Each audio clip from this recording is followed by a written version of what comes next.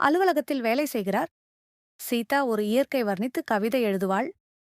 இருவரும் ஒரே தெருவில் எதிர் எதிர் வீட்டில் வசித்தனர். முத்து தன் வேலையில் மூழ்கியிருக்க, சீதா தனது கவிதை மூலம் இயற்கை வர்ணிப்பாள். இருவரும் ஒருவரையொருவர் பார்த்ததுண்டு, ஆனால் பேசியதில்லை. ஒரு நாள் கனமழை பெய்தது. முத்து வீட்டில் மின்சாரம் தடைப்பட்டது. இருளில் அமர்ந்திருந்தான். அவனுக்கு ஒரு மெல்லிய குரல் கேட்டது. உங்களுக்கு ஏதாவது வேண்டுமா?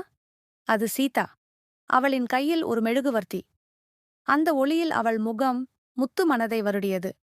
அந்த நொடி வார்த்தைகள் தேவையில்லா.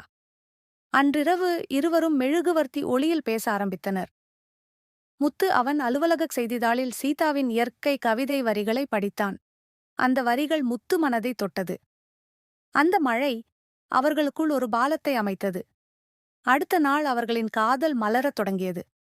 பிடித்திருந்தால் லைக் மற்றும் சப்ஸ்கிரைப் பண்ணுங்க.